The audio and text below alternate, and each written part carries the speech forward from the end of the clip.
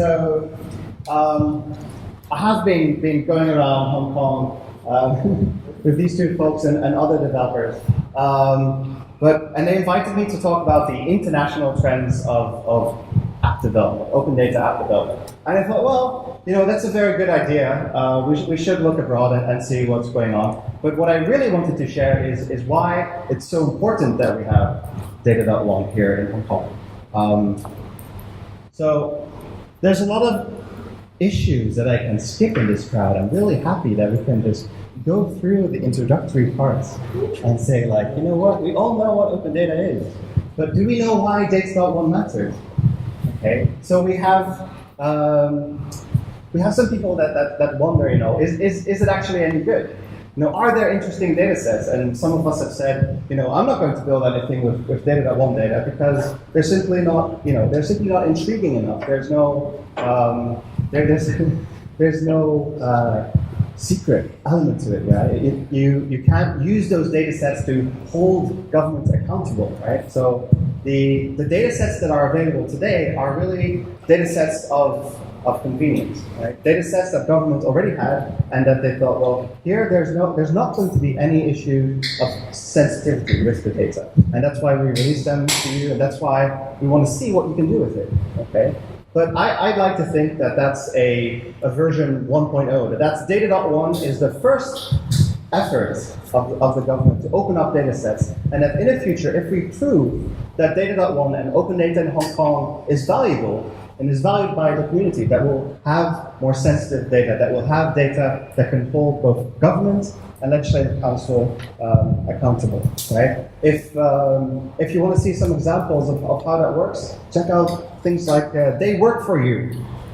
Okay, it's a UK site where they collate all information about members of parliament. What did they do? What did they vote on? How do they spend their money? How many cab rides did they take? Ooh, why did they take a cab ride there last night? So there's a lot of data on this website where you can really check and see if a legislative councillor is doing your bidding, right? Because they work for you.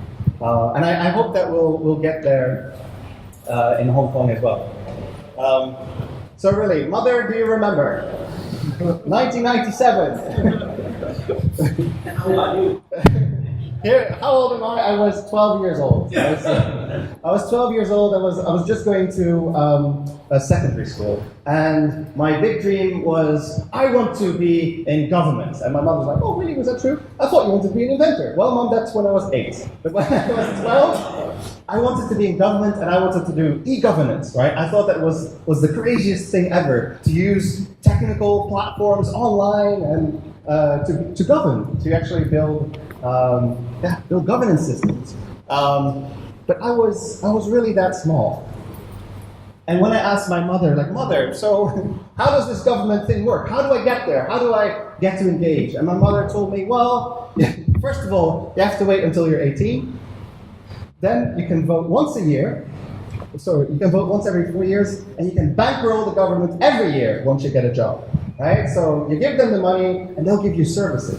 Right? You're going to school right now that the government has provided for you. When I drive you to school, you're going over government roads, right? The government is great, okay? But you're only a client, and there's not much that you can do with government. You have to just sit tight, okay? But here's what I think open data actually is. I think that open data is a paradigm shift of how government relates to its citizens. So we still have the old model where we get to vote and we get to bankroll the government, but they're also providing us with raw materials, right? Raw materials that, as citizens, as researchers, as journalists, we can use to build both civic and commercial value, right? And I think that's really a paradigm shift. That it's no longer you're just the endpoint, the end consumer, but if you're capable, you can step up and you can build something that's better than what the government could provide you with, right? I was looking at the UK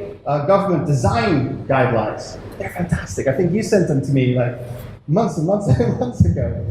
One of them is government guidelines. If you're designing something for government, do the least possible. Like, well, that sounds something the government would say. But in the paragraph when they explain it, it just says like, provide the least amount of endpoint services possible to provide the raw materials so that people who are better enabled to build the services, to build the platforms and applications than we are, to build those customer and client-facing applications, right? And that's really where I hope open data will go in Hong Kong, right? Free trends. We've got an application competition coming up, so I'm hoping all of us can develop applications so that we can show governments data.one is valuable and we need more data. We can build amazing things with it even today. Imagine what would happen if you give us more. Okay, so 3 ideas of what to do with the open data that we have today. Right? The first example is launching with government data, right? From the very first time that we met in Hong Kong for Open Data Hong Kong, it was like, government data, it's incomplete, it's messy, it doesn't have everything that I need or that I want. And I'd say, well, you know what? Why don't you launch with government data and then expand, build the application, and see what data you need, and perhaps crowdsource it, right? An example of that is Parkopedia. It's a UK service. They launched with government data. Mother, do you recognize it? Do you recognize the map? Where are we? Amsterdam. My sister lives in Amsterdam, and my mother might not know. She drives as well. And if you want to park your car, mother, there are all these green spots. Right? They're provided by government. They're government parking spaces. It's open data, right? But Parkopedia said, like, we've launched with government data. Now what can we do, right? So they've extended the hand and asked citizens, like, hey, if you have a driving lane in front of your house with some space left, why don't you list it here and make some money on top of it, right? So people can now put up their space in Amsterdam and anywhere else in the world and let people book the space to park their cars. So those are the red spots. So, Mama, next time you're in Amsterdam and my sister isn't home, you can you can park it there. So what happened is they didn't get any investor money, right? They didn't get any angel money. They're like, oh, we're open data. So what happened is they teamed up with BMW and Lexus. They're now built into the dashboard computer systems in these cars. So if you ask the car, find me a parking space, it'll show you the one that's available and might even book it for you as well. Right? So I think that's a great example of how you can start off with incomplete government data and then build up on top of it. All right? The neighborhood data portal.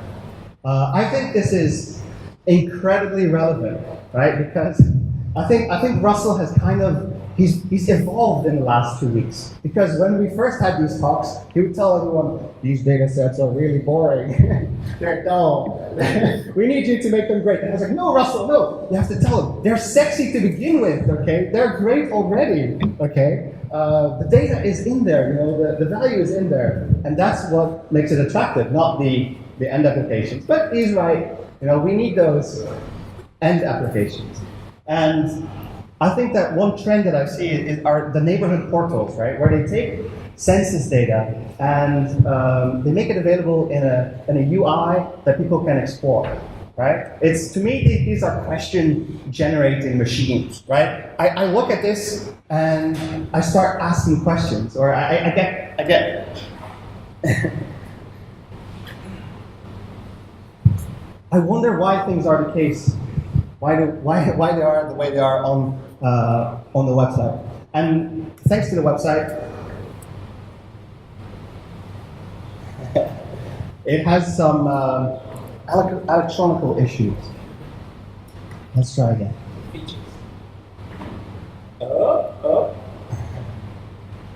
Oh, that's unfortunate. Let's see if it's HTML5 now. Yes.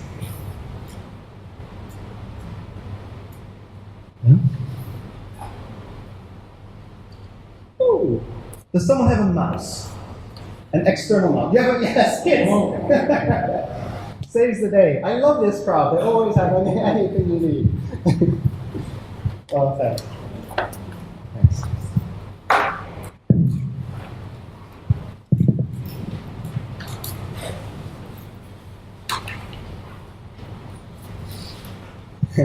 Yes, Kit, you saved the day. All right. So on the left, we've got a map of Los Angeles. And here we have all the departments or the categories of data that they have available for Los Angeles. I'm interested in health, right? And the health issues. So especially if you come from Hong Kong and you visit US, one of the things that might stand out is the obesity rates in the US. And if you want to find out why are children a bit round in the US, you might look at these prevalence of childhood obesity rates. Right? So we have an outlier here. Right? Let's figure out what's happening there. So if you zoom into the neighborhood level, you get a demographic breakdown. What kind of people live there? Ooh, average income, $18,000 a year. That's that's low by anyone's count, right? So average income is really low. They probably can't afford healthy food, or that would be my first hypothesis. Hardship, it's not easy living there. Health conditions, so they're the worst in the LA for childhood obesity. It's correlated with diabetes. But if you go through all the data, you'll come towards something that I find very interesting is the... Did I miss it? Is it off the map? There it is. Land use, okay? So this is really interesting for government.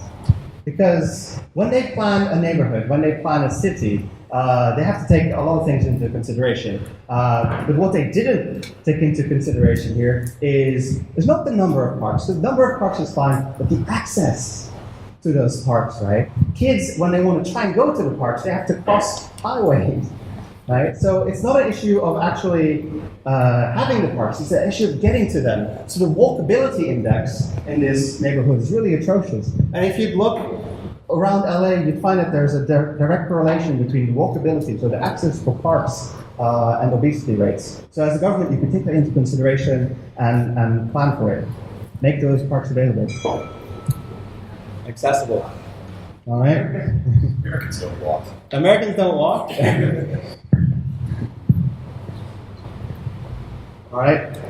My last trend is something that is not a trend because it's eternally true. Okay? Do one thing and do it well.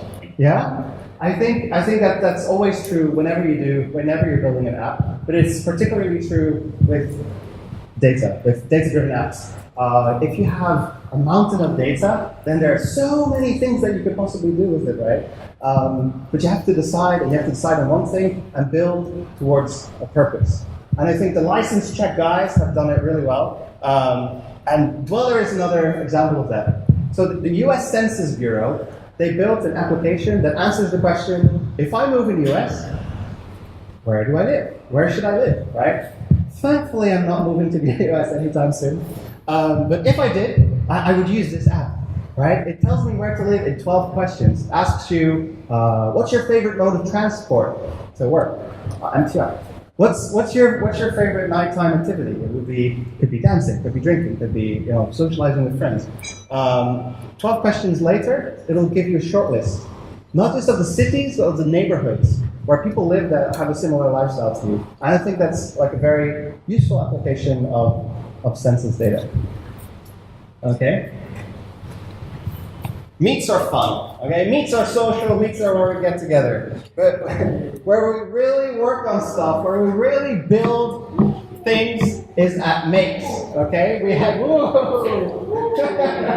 and it's Hagen. It's Hagen looking really intense, okay? What? It's a sexy guy, he's right there. If you want his number, he's right there. Good.